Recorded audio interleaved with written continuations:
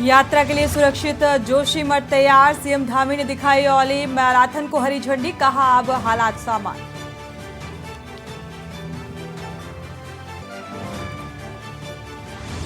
Land जिहाद को लेकर सीएम धामी का सख्त रुख, सरकारी जमीनों पर कब्जा करने वालों को किया आगाह, कहा ऐसे लोग स्वयं या तो अवैध निर्माण हटा लें, नहीं तो हटा दिया जाएगा। उत्तराखंड की जेल में फैला HIV, नाइजीरियन समेत 54 बंदी संक्रमित, एक महिला भी शामिल। कांग्रेस के भीतर गुटबाजी थमने के स्थान पर चरम पर, महारा प्रीतम एक दूसरे पर बरसे।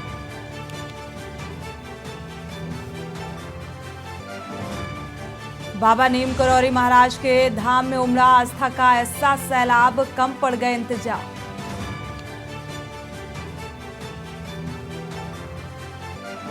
हल्द्वानी के नशा मुक्ति केंद्र की खिड़की तोड़कर 19 लड़के फरार, भागने वाले 4 पर दर्ज हैं आपराधिक मामले।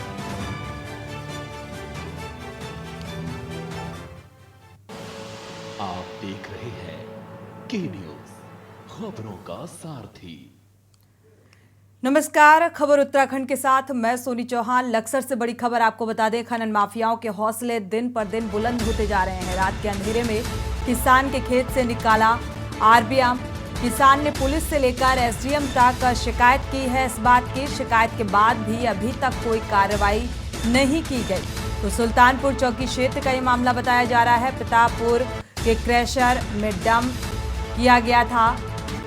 खनन माफियाओं के हौसले बुलंद होते नजर आ रहे हैं। रात के अंधेरे में किसान के खेत से निकाला RBM। इस बात की शिकायत भी की गई। किसानों ने दबंगों के खिलाफ शिकायत भी की, बावजूद इसके कोई कार्रवाई होती नजर नहीं आ रही।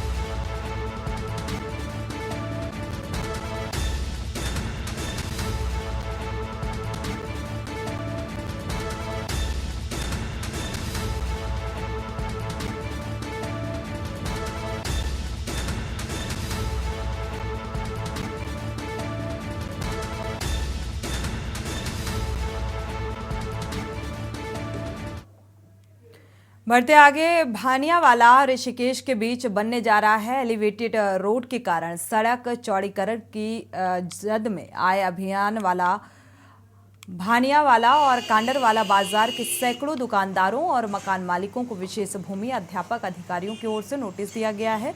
प्रशासन की ओर से अधिग्रहित की गई भूमि से 2 माह के भीतर कब्जा छोड़ने को कहा गया। नोटिस मिलने के बाद दुकानदारों में मुआवजे को लेकर असमंजस की स्थिति देखी जा रही है।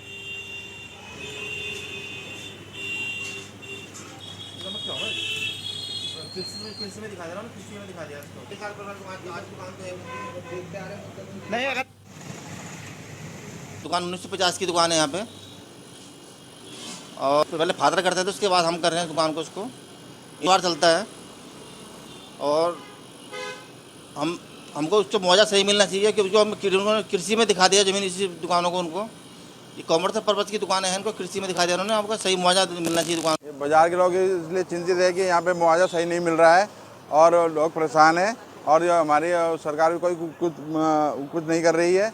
ना हमने कई विधायकों को बुलाया और मंत्री को बुलाया, कोई आने हमारे राजी नहीं हो रहे हैं और हमें सही मुआवजा मिले। और हम इसलिए सरकार से दरख्वास्त करें कि हमें सही से सही मुआवजा दिया जाए और या विस्थापन कर दे या हमारे लिए बाजार बना के जाए।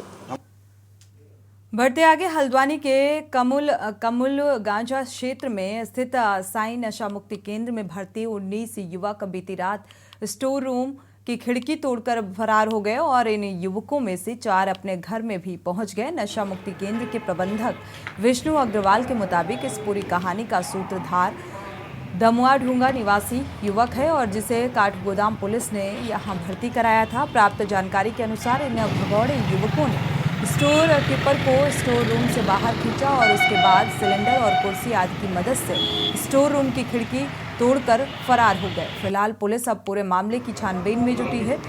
39 लोग भर्ती किए गए थे। प्रबंधन द्वारा मिली जानकारी के अनुसार यहां सुरक्षा में 7 लोग तैनात हैं।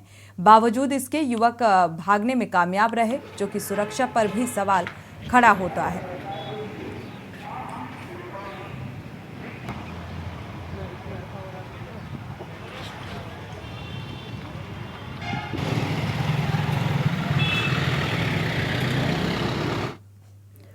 मुख्यमंत्री के कार्यक्रम में कालाढूंगी पहुंचे केंद्रीय रक्षा मंत्री अजय भट्ट ने घोषणा करते हुए कहा है कि मैंने केंद्र से ये मांग उठाई है और मैंने कालाढूंगी से घोषणा की है कि रामनगर और हल्द्वानी को रेल लाइन से जोड़ा जाए। उन्होंने ये भी कहा कि कार्य से आने वाले समय में पर्यटन के नए आयाम खुलेंगे।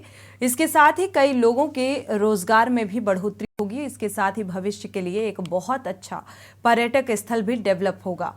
उन्होंने कहा कि रेल के माध्यम से हल्द्वानी तक आने वाले पर्यटक जिम कॉर्बेट नेशनल पार्क आसानी से रेल के माध्यम से आ सकते हैं। जिम कॉर्बेट के नैनीताल आसानी से यहां पर घूमा जा सकता है। और ये सतत चलने वाली प्रक्रिया है।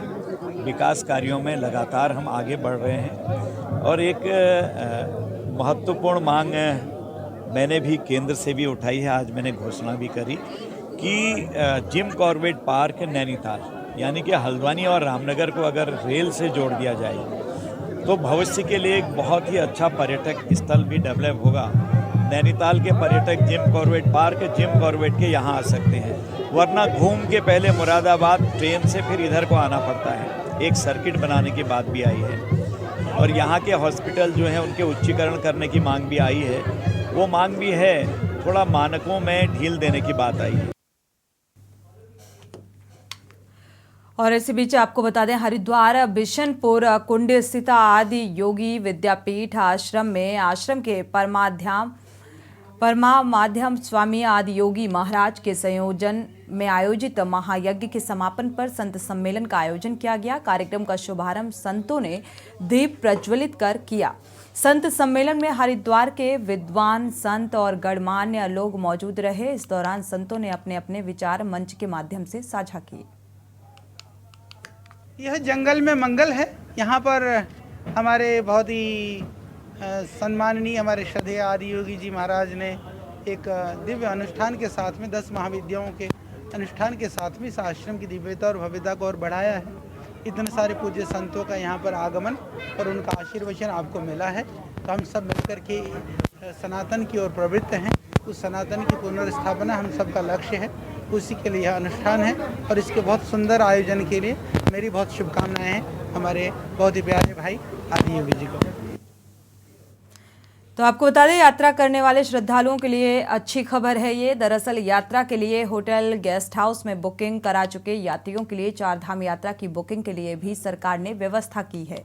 पर्यटन विकास परिषद के देहरादून मुख्यालय पर चारधाम यात्रियों और यात्रा रूट के होटल संचालकों के लिए 15 लाइन का कॉल सेंटर चलाया जा रहा है और कई यात्री ऐसे भी हैं जिन्होंने चारधाम यात्रा के लिए होटल बुकिंग करवा ली है, लेकिन उन्हें वेब पोर्टल अथवा मोबाइल ऐप के माध्यम से पंजीकरण नहीं मिल पा रहा है। ऐसे यात्रियों के लिए नया टोल फ्री नंबर 1364 जारी किया गया है। ये सुविधा उन होटल स्वामियों को भी दी जा रही है जिनके ग्राहकों को पंजीकरण नहीं मिल पाया है। अपनी होटल बुकिंग की डिटेल ईमेल आईडी पर करवा सकते हैं।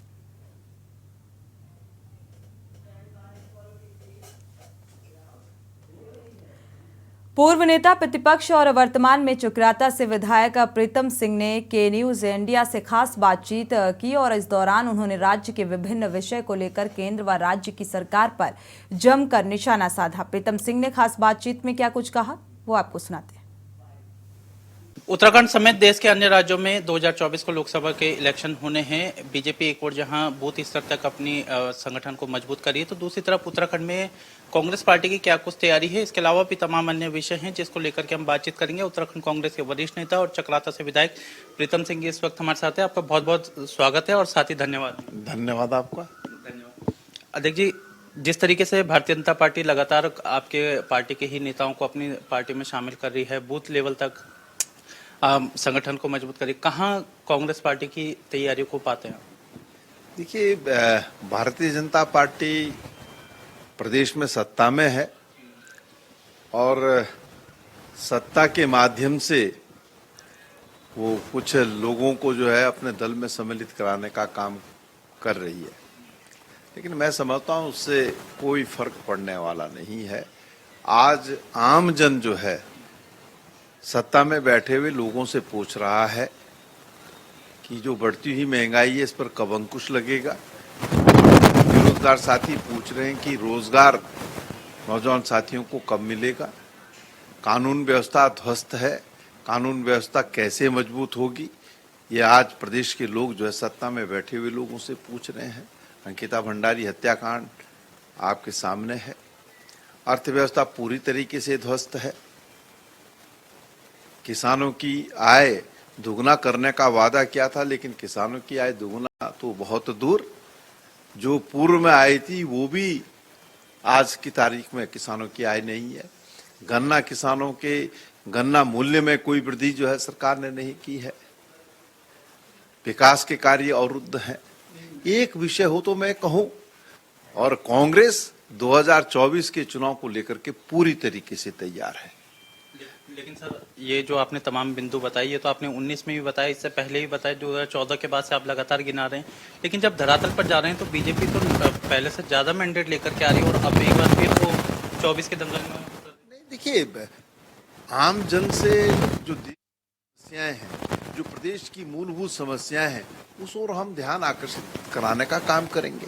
अब ये तो लोकतंत्र है, लोकतंत्र में जनता को तय करना है कि वो जो है किसमें विश्वास व्यक्त करते हैं। क्या आप लोग सही से मैसेज जनता तक नहीं पहुंचा पा रहे हैं, या संगठन की कमजोरी मान रहे हैं? नहीं, देखिए, कहीं पर कोई कमजोरी नहीं है। कांग्रेस लगातार जो है जनता के द्वार जा रही है और तमाम विषयों को जो है जनता के सम्मुख रखने का काम कर रही है। राहुल गांधी जी ने कन्याकुमारी से कश्मीर तक की जो यात्रा की है, उस यात्रा को जो समर्थन मिला है वो आपके सामने है।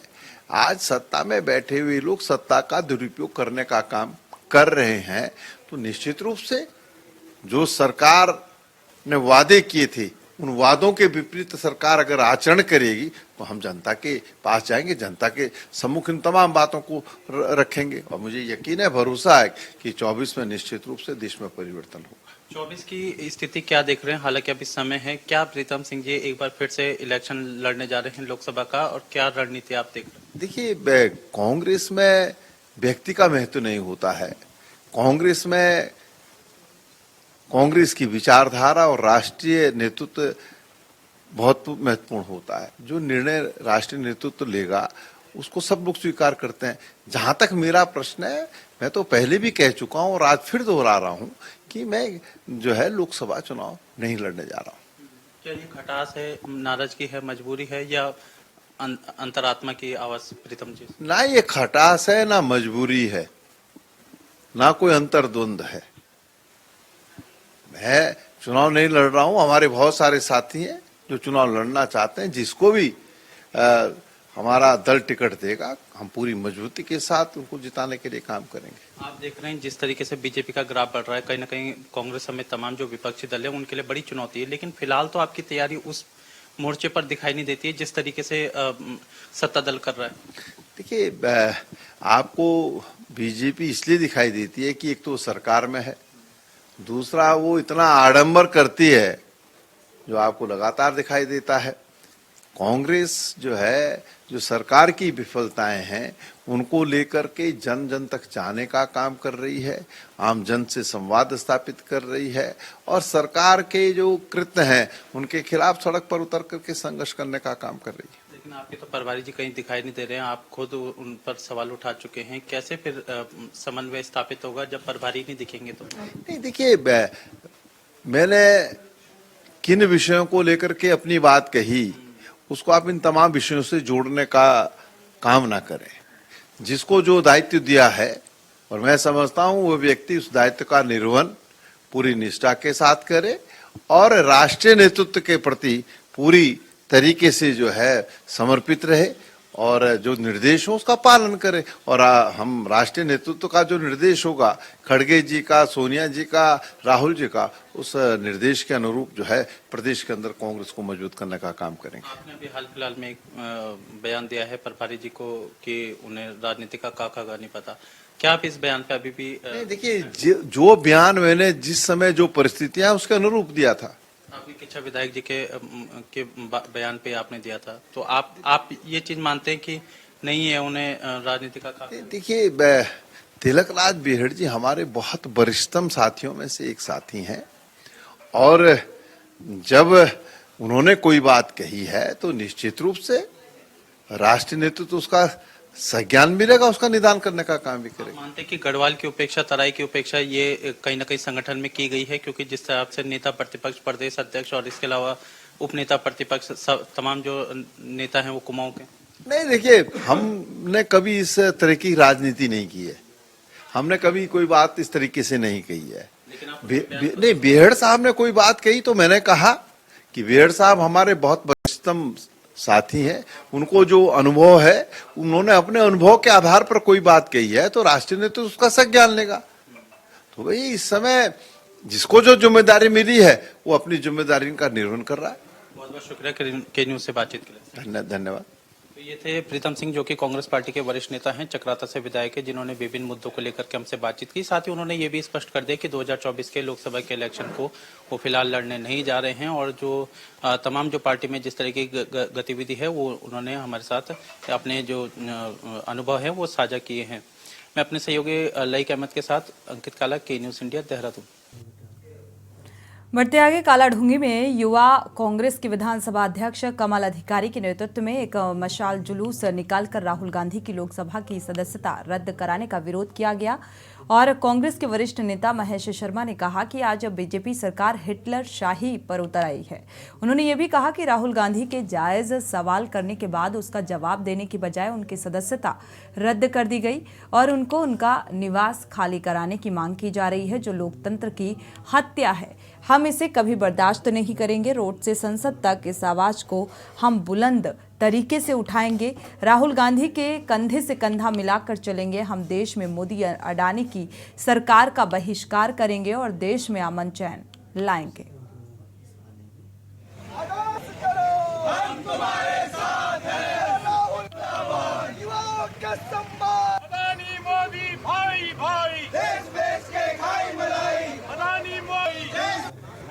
आप पूरे देश में देख रहे हैं विपक्ष की आवाज को किस तरीके से दबाया जा रहा है। राहुल गांधी जी ने सिर्फ अडानी के मसले में एक सवाल पूछा था संसद में, जिसको संसद की कार्रवाई से हटा दिया गया। आज पहली बार देश के इतिहास में एक काले पन्नों में लिखा जाएगा कि सत्तारूढ़ पार्टी सिर्फ एक सवाल से बचने के लिए कि अडानी के लिए कोई सवाल न पूछ ले, इसलिए उन्होंने खुद जो है संसद का बहिष्कार किया है और बगैर संसद चले ही संसद अनिश्चितकाल के लिए स्थगित कर दी गई है। ये हिंदुस्तान के काले पन्नों में लिखा जाएगा। हमारे जो आदरणीय नेताजी राहुल जी में तरह तरह के विदेश कैम्ब्रिज यूनिवर्सिटी में उनको बुलाया गया, उन पर आरोप लगाया गया। उन्होंने कहा संसद में कि मैं सर का जवाब दूंगा, उनको बोलने दिया। उन्होंने इतना ही पूछा कि 20,000 करोड़ रुपए किसके थे और कहाँ से किसके हैं। तो उसके बाद इन लोगों ने संसद से उनकी रिकॉर्डिंग हटा दी गई और किसी बात का उस नहीं, उनकी सदस्यता आनंद फान में। और मुझे जो यहाँ तक मेरी जानकारी एडीआर की जो रिपोर्ट है उससे 230 सांसद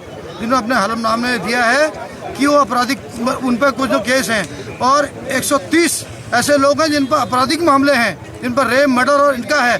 उनके लिए इतनी तत्परता नहीं कर रही। राहुल जी के लिए